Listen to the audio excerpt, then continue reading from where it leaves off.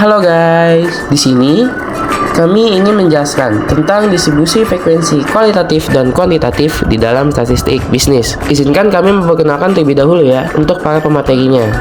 Untuk yang utama di sini ada Rizky Arif Purnomo, kedua ada Fauzan Nova Farizi. Oke, kalau gitu kita langsung masuk saja ke penjelasannya. Let's go. Oke, di sini saya akan menjelaskan mengenai materi pertama yaitu tentang distribusi frekuensi. Untuk distribusi frekuensi sendiri yaitu adalah pengelompokan data ke dalam beberapa kelompok kelas dan kemudian dihitung banyaknya data yang masuk ke dalam tiap kelas. Distribusi frekuensi sendiri menunjukkan jumlah atau banyaknya item di dalam setiap kategori atau kelas. Nah, untuk mengelompokkan data ke dalam beberapa kelompok itu ada dua. Yang pertama ada kualitatif. Untuk kualitatif sendiri yaitu pengelompokan data yang datanya berasal dari data-data kualitatif atau kategori.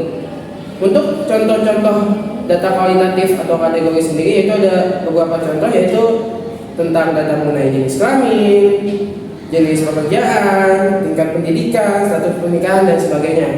Untuk contohnya mungkin nanti ada dalam gambar. Oke, selanjutnya di sini saya akan memberikan contoh dari distribusi frekuensi kualitatif. Untuk contohnya sendiri di sini saya mengambil dari data 50 orang pembeli komputer di berbagai jenis perusahaan. Untuk jenis-jenis perusahaannya sendiri bisa kita lihat seperti yang ada di dalam gambar. Setelah itu kita bisa membuat tabelnya yang disesuaikan berdasarkan jenisnya. Seperti yang di perusahaan Apple itu ada 13 frekuensi. Lalu di perusahaan Compaq itu ada 12 frekuensi. Dan di perusahaan Gateway 2000 itu ada 5 frekuensi. Dan di perusahaan IBM itu ada 9 frekuensi. Lalu yang terakhir di Packard Bell itu ada 11 frekuensi. Jika kita total semua frekuensinya itu sama dengan total dari datanya, yaitu ada 50 orang dan 50 frekuensi. Lalu untuk yang kedua yaitu ada kuantitatif. Kuantitatif sendiri yaitu data atau pengelompokan data yang data-datanya berasal dari kuantitatif atau angka. Nah, untuk jenis-jenis contoh data yang termasuk ke dalam kuantitatif atau angka ini yaitu ada contohnya tentang hasil belajar, prestasi belajar, jumlah siswa dan lain sebagainya. Lalu untuk contohnya mungkin nanti ada di dalam. Di sini saya akan memberi contoh tentang distribusi frekuensi kuantitatif. Berdasarkan di gambar yang ditampilkan, di sini kita mengetahui kalau nilai ujian akhir statistika di UP tahun 2018 yang diikuti 70 mahasiswa diperoleh dari beberapa data berikut. Nah, setelah itu kita bisa membuat tabel frekuensi kuantitatifnya seperti yang ada di gambar sampingnya. Nah, seperti yang dilihat di gambar tersebut, kita bisa lihat kalau di sini tabelnya mengelompokkan dari nilai ujian statistika UP tahun 2018 yaitu nilai interval dari 60 sampai 64 itu mempunyai frekuensi 2. Lalu nilai 65 sampai 69 itu mempunyai frekuensi 6. Lalu 70 sampai 74 itu mempunyai 15 frekuensi. 75 sampai 79 itu mempunyai 20 frekuensi. 80 sampai 84 mempunyai 16 frekuensi. 85 sampai 89 itu mempunyai 7 frekuensi dan yang terakhir 90 sampai 94 itu mempunyai 4 frekuensi. Jika kita total semua frekuensinya itu benar seperti jumlah mahasiswanya yaitu 70. Oke, selanjutnya selain ada distribusi frekuensi kualitatif dan kuantitatif, distribusi frekuensi ini juga punya yang namanya distribusi frekuensi relatif dan juga distribusi frekuensi kumulatif. Yang relatif ini pengertiannya adalah distribusi frekuensi yang nilai frekuensinya itu mutlak, jadi tidak ada yang namanya persentase atau desimal.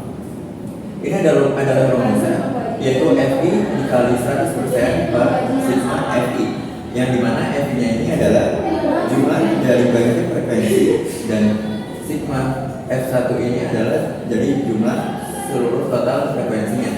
Selanjutnya adalah distribusi frekuensi kumulatif.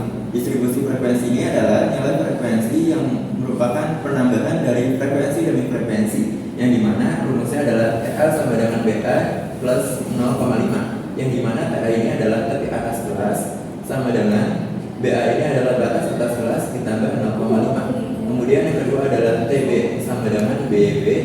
kurang 0,5, di mana TB ini adalah di bawah kelas sama dengan batas bawah kelas dikurang 0,5. Ini adalah contoh distribusi frekuensi relatif dengan data tinggi badan ukuran 140-169 cm yang dimana setiap frekuensinya akan ditambahkan dan dimasukkan ke dalam rumus. Contohnya, di ukuran 140-144 cm terdapat frekuensi sebanyak 3 yang kemudian dimasukkan ke rumus dengan 3/30 dikali 100% dengan hasil 10, yang dimana 10 ini merupakan hasil dari distribusi frekuensi relatif. Selanjutnya adalah contoh distribusi frekuensi kumulatif dengan memasukkan setiap frekuensinya ke dalam rumus, yang dimana akan menghasilkan dua tepi kelas, yaitu tepi atas kelas dan tepi bawah kelas. Kemudian, dari dua tepi kelas tersebut akan menghasilkan distribusi frekuensi kumulatif kurang dari dan juga distribusi frekuensi kumulatif lebih dari. Selanjutnya adalah contoh kasus kontemporer distribusi frekuensi kualitatif dan kuantitatif, yang dimana ini merupakan data dari frekuensi jumlah dari curah hujan, hari hujan, dan rata-rata curah hujan per bulan 2022 di Kabupaten Pasangkayu. Itu dia pembahasan mengenai materi distribusi frekuensi kualitatif dan kuantitatif. Terima kasih sudah menonton.